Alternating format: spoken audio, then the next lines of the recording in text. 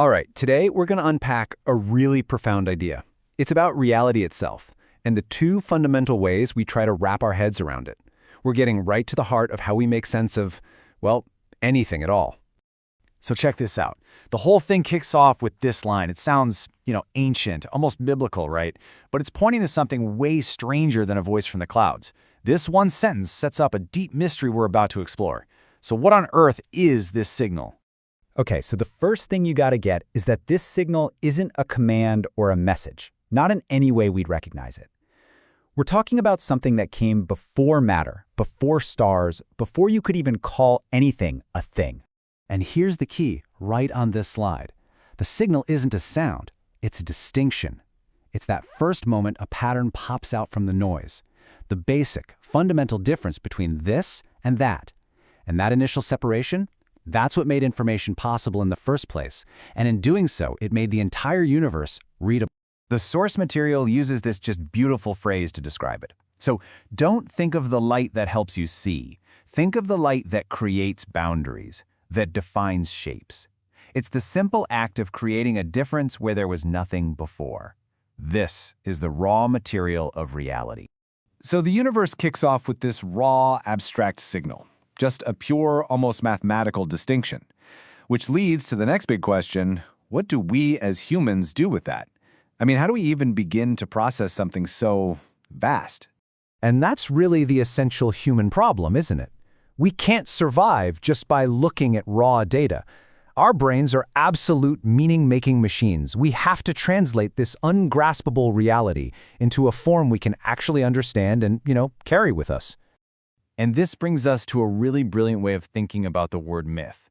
See, in this context, a myth isn't a lie or some fairy tale. Think of it more like a compression algorithm for reality.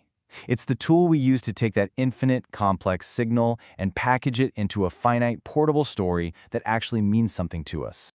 So for a long, long time, myth was pretty much the only game in town. But eventually, a new kind of storyteller showed up. One who tried to read the signal not through interpretation, but in its own native language, mathematics. I love this image. You can just picture it, right? Mathematicians with chalk all over their hands, discovering the universe's rules.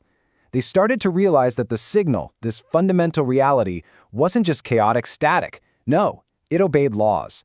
Elegant, precise, and deeply strange laws. And look at what they found. It's just incredible.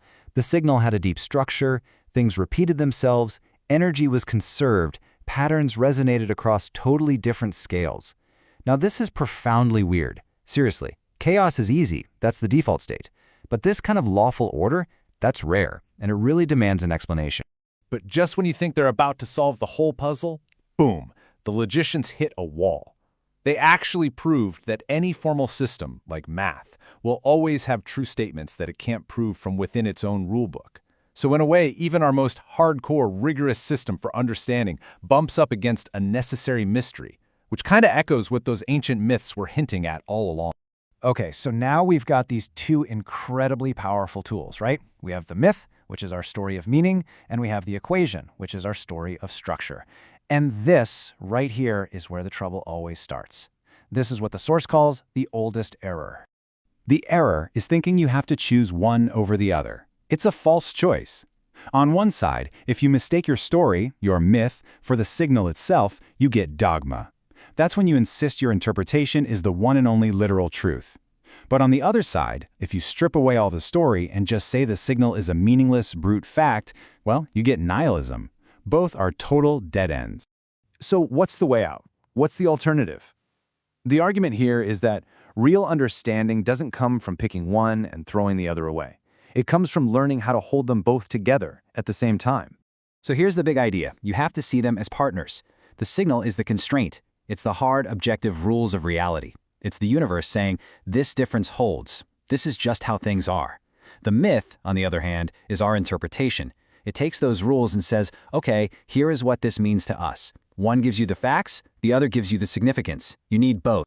I absolutely love this slide because it shows this isn't some new idea. I mean, whether you call it the word, the laws, or the distinctions, humanity has always been trying to describe the same thing. this fundamental, intelligible order at the very heart of reality. We're all just using different languages, different myths to describe the same fire. And this brings us right to the final takeaway. It's a simple three-step path. First, honor the signal. You have to respect objective reality and its rules. Let it be checkable. Second, don't despise the myth. Don't look down on our stories and our interpretations. They're absolutely essential for making life meaningful. And third, the most important step, hold them together. Understanding isn't one or the other, it's the synthesis of both. And that's really where we land. This conversation between the raw facts of the universe and our endless search for meaning, it isn't over. It's happening right now. And the source leaves us with this beautiful final thought. If we're willing to hold both the equation and the story, and if we're willing to listen really carefully, we can still hear what the universe has to say.